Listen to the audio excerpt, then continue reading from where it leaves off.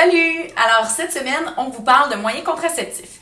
Donc, il faut savoir d'abord, avant toute chose, qu'un moyen contraceptif, ça se choisit. Donc, il faut trouver celui qui est adapté à nous. Alors, pour ça, c'est important de consulter un professionnel de la santé.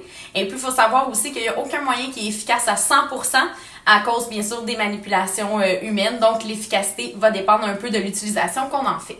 Aujourd'hui, on aborde les méthodes qui sont irréversibles, donc c'est-à-dire des méthodes qui vont être permanentes pour toute la vie. Alors, premièrement, du côté des femmes, on va avoir la ligature des trompes. Donc, qu'est-ce que c'est exactement la ligature des trompes? Alors, vous reconnaissez ici, bien sûr, l'intérieur du corps de la femme. Donc, on a l'utérus, les trompes de Fallope, on a les ovaires ici, ainsi que l'intérieur du vagin. Donc, quand on va procéder à la ligature des trompes, première étape, une fois que la femme est anesthésiée, on va pratiquer une petite incision au niveau de l'abdomen pour pouvoir aller sortir les trompes de Fallope. Deuxième étape, on va procéder soit une coupure ou un blocage de la trompe. Les trompes vont ensuite reprendre leur place à l'intérieur de l'abdomen et ainsi, on ne permettra plus le passage de l'ovule jusqu'à l'intérieur où il pourrait être fécondé. J'ai entendu dire aussi qu'il y aurait une nouvelle méthode qui s'appelle la méthode Essure. Oui, exactement. Cette méthode-là, plus nouvellement pratiquée, comment ça fonctionne en fait, c'est qu'on n'a pas besoin d'une incision au niveau de l'abdomen, donc ça va se faire par voie vaginale.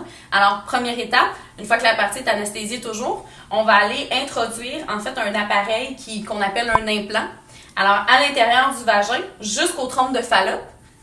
Ensuite, une fois que l'implant va être inséré à l'intérieur du vagin, donc on va le déposer dans les trompes de Fallope et puis il va se fusionner en fait avec les tissus du corps, ce qui va venir refermer la partie ici, donc sur l'implant qui est de forme spirale. Alors ici, on va bloquer le passage de l'ovule à partir de cet endroit, évidemment de chaque côté.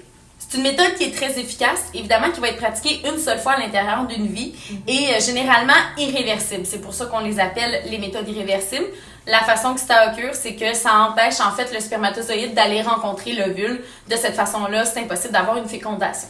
Alors, pour ce qui est des avantages, on parle bien sûr d'une méthode qui est très très fiable et qui est permanente. Donc, c'est à faire une fois au cours d'une vie. On n'a pas besoin de le répéter. Et ça peut prévenir des inflammations pelviennes ou même prévenir le cancer des ovaires.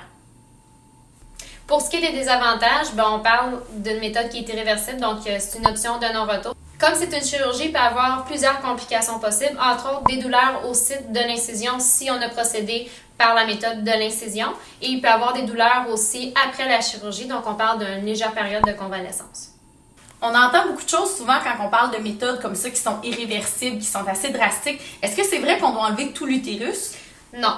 Comme on l'a dit, c'est pas l'utérus qui est retiré. Ça, c'est une autre opération qu'on appelle l'hystérectomie. En fait, la ligature des trompes, que ce soit par l'implant ou avec une incision, c'est vraiment seulement au niveau des trompes de Fallope et non de l'utérus au complet. Mais à ce moment-là, est-ce que ça va changer quelque chose au niveau du cycle menstruel? Non, ça change rien au niveau du cycle menstruel, vu que c'est pas une méthode qui est hormonale, donc il n'y a pas d'effet normalement sur le cycle menstruel de la femme. Est-ce que ça peut aussi réduire, disons, l'envie sexuelle ou risquer de faire prendre du poids? Il n'y a pas de changement de ce côté-là. Donc, ça ne touche pas à l'envie sexuelle ou la libido ou le désir. Et non, ça ne fait pas grossir. Par contre, ça ne peut pas convenir à toutes les femmes. Disons, pour les plus jeunes ou pour celles qui n'ont jamais eu d'enfants, on ne peut pas procéder à cette chirurgie-là. Oui, ça peut être vraiment toutes les femmes qui peuvent avoir accès à cette opération-là. Par contre, c'est bien important d'en parler à un médecin auparavant. Donc, c'est pour ça qu'il y a un examen médical qui est fait, encore une fois, par un professionnel de la santé avant de passer à l'acte chirurgical. Mais oui, ça peut être autant pour les femmes qui ont déjà eu des enfants, des femmes qui n'ont pas eu d'enfants ou des jeunes ou des moins jeunes. On passe maintenant aux méthodes irréversibles pour les hommes. Alors cette fois, pas très compliqué, il y en a juste une possible qui s'appelle la vasectomie. Alors, qu'est-ce que c'est exactement la vasectomie? Donc, vasectomie, comment on procède à ce moment-là? Ça va être en étapes assez simples. Alors, premièrement, on va aller au niveau du scrotum. On va pratiquer une petite incision. Je dis on, mais évidemment, c'est un médecin professionnel qui va le faire. Donc, on pratique une petite incision pour aller chercher le canal déférent, qui est le canal que vous voyez ici, qui permet le passage, en fait, du sperme des testicules jusqu'au pénis. Alors, on va sortir ce canal-là. On va procéder à une coupure. Et ensuite, par l'électricité ou par la chaleur, on va aller soit chauffer et donc brûler une des extrémités ou on va simplement la couper et l'attacher avec une clip. De cette façon-là, on va se retrouver avec deux canaux et donc le passage entre le testicule et le canal vers le pénis sera complètement impossible. Du côté des hommes aussi, c'est une méthode qui est évidemment permanente, donc on va pratiquer une seule fois dans la vie et qui est évidemment très efficace. Par contre, elle l'est après 3 mois. Alors, il faut donner un délai où on va quand même employer une autre méthode de protection après l'opération pour être certain qu'il n'y ait pas de risque en fait de grossesse. Puis j'ai entendu dire aussi que c'est important de passer un spermogramme, si je me trompe pas, non? Oui, exactement. Alors, de cette façon-là, on va pouvoir valider en fait que ça s'est bien fait, que l'opération est un succès et puis qu'il n'y a plus de risque après la période de 3 mois qui est suggérée. C'est une méthode qu'on entend quand même beaucoup parler, qui semble assez populaire, assez pratiquée, donc j'imagine que les avantages sont nombreux. Effectivement. Alors, il y a moins de risques lorsqu'on parle de la vasectomie que comparativement à la ligature des trompes. Aussi, il y a moins d'effets secondaires chez l'homme, encore une fois, quand on procède à cette opération-là. Puis, ça permet à l'homme de prendre en charge la contraception. Donc, c'est une tâche qu'on peut partager avec son partenaire à ce moment-là. Pour ce qui est des désavantages, on parle des douleurs au niveau du scrotum ou des testicules. On peut avoir peur aussi de la chirurgie. Et comme il y a une incision qu'on va faire au niveau du scrotum, bien sûr, il peut y avoir certaines complications après une chirurgie.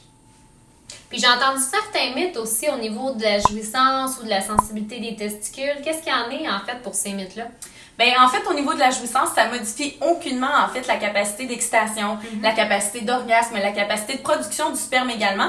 La seule différence, c'est qu'il n'y aura pas de spermatozoïdes à l'intérieur, donc parfois la couleur et la texture peut changer un petit peu.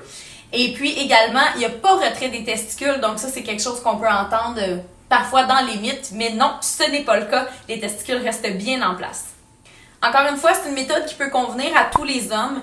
Par contre, comme on l'a précisé au début du vidéo, avant de choisir sa méthode contraceptive, c'est important de consulter son médecin ou du moins un professionnel de la santé qui est qualifié à ce sujet-là. Alors, suivez-nous cette semaine pour d'autres capsules web sur On s'explique ça.